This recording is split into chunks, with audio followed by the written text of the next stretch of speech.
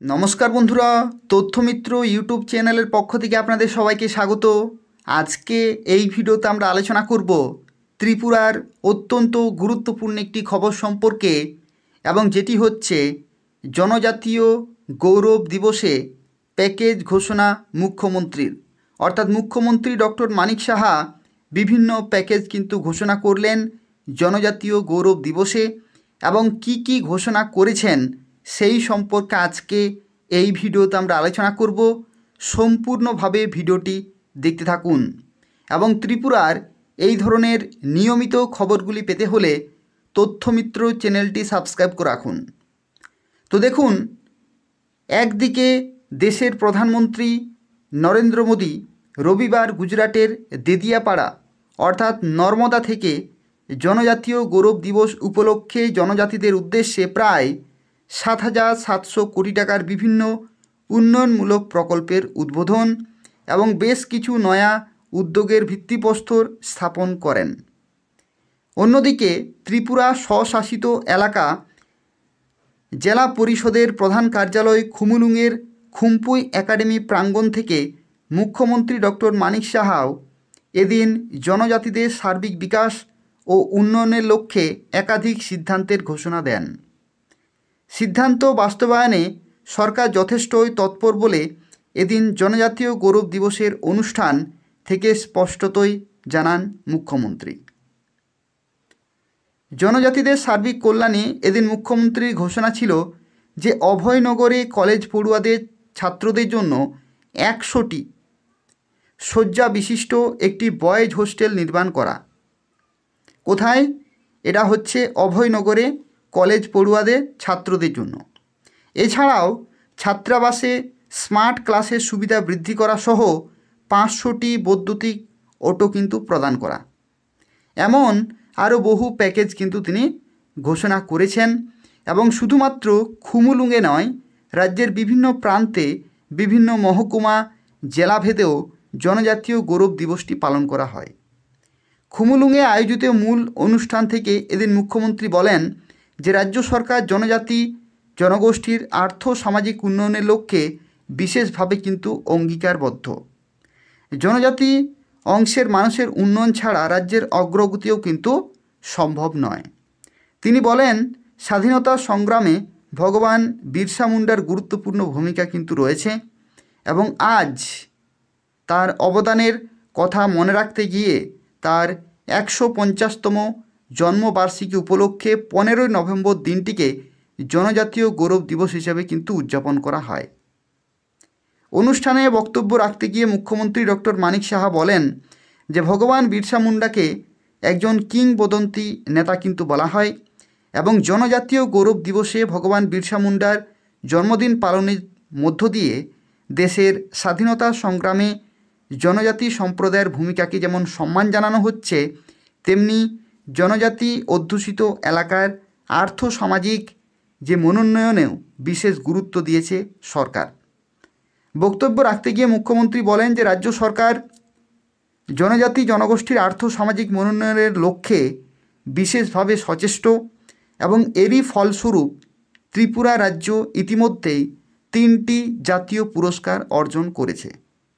PM Janman ধরতি আভা জনভাগিদারি অভিযান বাস্তবায়নে সেরা পারফর্মিং রাজ্য হিসাবে কিন্তু 2টি পুরস্কার লাভ করেছে ত্রিপুরা।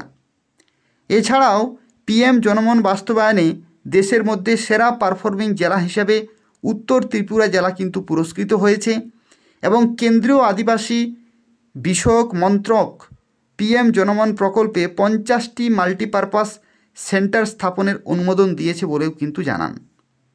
মুখ্যমন্ত্রী বলেন যে জনজাতিদের স্বার্থে সরকার বেশ কিছু সিদ্ধান্ত কিন্তু গ্রহণ করে। এক্ষেত্রে জনজাতি ছাত্রাবাসগুলিতে বর্তমান আসন সংখ্যা যেখানে 34,000 রয়েছে তা বৃদ্ধি করে 36,700 কিন্তু করা হবে। এছাড়াও আবাসিক বৃত্তি আগামী 1 ডিসেম্বর 2025 তারিখ থেকে বাড়িয়ে মাথাপিছু 100 টাকা করা হবে বলে কিন্তু তিনি জানান। এটি বর্তমানে 80 টাকা রয়েছে, যেটা 100 টাকা কিন্তু করা হবে। এজন্য 2025-26 অর্থবর্ষে অতিরিক্ত 8,81,00,000 টাকা এবং 2026-27 অর্থবর্ষে 23,65,00,000 টাকা ব্যয় করা হবে। এদিন তিনি অভয়নগরে কলেজ পড়ুয়া ছাত্রদের জন্য 100টি শয্যা বিশিষ্ট একটি বয়েজ হোস্টেল নির্মাণ করা হবে বলেও কিন্তু তিনি ঘোষণা দেন। এজন্য ব্যয় ধরা হয়েছে 5,74,00,000 টাকা। তিনি জানান, এবছর এনজিও পরিচালিত ছাত্রাবাসগুলিতেও ক্রীড়া সামগ্রী বিতরণ করা হবে এবং এর ক্ষেত্রে বরাদ্দ ধরা হয়েছে 90 লক্ষ টাকা। এছাড়াও জনজাতি ছাত্রাবাসগুলিতে স্মার্ট ক্লাসের সংখ্যা কিন্তু বৃদ্ধি করা হবে 170টি। এই জন্য ব্যয় হবে প্রায় 2,80,00,000 টাকা। মুখ্যমন্ত্রী এদিন ঘোষণা দেন যে মুখ্যমন্ত্রী ট্রাইবাল ডেভেলপমেন্ট মিশনের অধীনে 19 কোটি টাকা আর্থিক সহায়তায় 50টি জনজাতি সরকারি হোস্টেলে সৌরশক্তি ভিত্তিক জল পরিশোধন সহ কম্পোজিট সৌর ইউনিট স্থাপন করার কথা কিন্তু তিনি ঘোষণা করেছেন।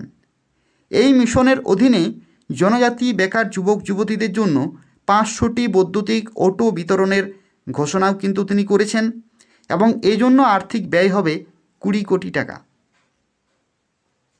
এছাড়াও রেজিস্ট্রেশন, ইন্স্যুরেন্স ইত্যাদির জন্য সরকার থেকে প্রয়োজনীয় সহায়তা কিন্তু দেওয়া হবে বলে তিনি জানান এবং এই মিশনের অধীনে 30,000 জনজাতি মহিলা তাঁতিকে 3 কোটি টাকা ব্যয়ে সুতো বিতরণ করার ব্যবস্থার ঘোষণাও কিন্তু তিনি সেদিন করেছেন।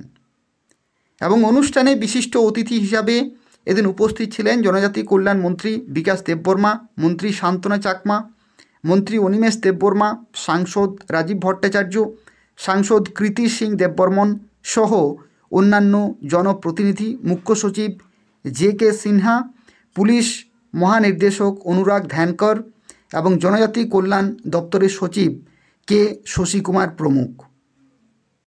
জনজাতীয় গৌরব দিবস উপলক্ষে এদিন জনজাতি অংশের হাজারো নৃত্যশিল্পী মামিতা নৃত্যসহ জনজাতি সম্প্রদায়ের ঐতিহ্যবাহী সাংস্কৃতিক কার্যক্রমও কিন্তু প্রদর্শন করে এবং অনুষ্ঠানে 40 জন জনজাতি সমাজপতিকে সংবর্ধনা প্রদান এবং ক্রীড়া, শিল্পকলা, নৃত্য, সঙ্গীত, সামাজিক কাজসহ বিভিন্ন ক্ষেত্রে কৃতিত্বের জন্য 11 জন জনজাতি ব্যক্তিত্বকে পুরস্কৃত করা হয়েছে সেদিন।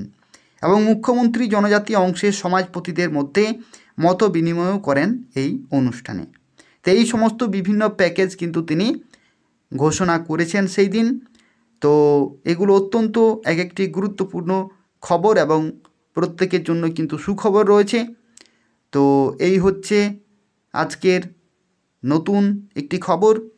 আর এই ধরনের নিয়মিত খবরগুলি পেতে হলে অবশ্যই তথ্যমিত্র চ্যানেলটি সাবস্ক্রাইব করে রাখুন। এই তথ্যমিত্র চ্যানেল থেকে ত্রিপুরার গুরুত্বপূর্ণ খবরগুলি সময় মতো পেয়ে যাবেন। অবশ্যই তথ্যমিত্র চ্যানেলটি প্রত্যেকেই সাবস্ক্রাইব করে রাখুন। ধন্যবাদ।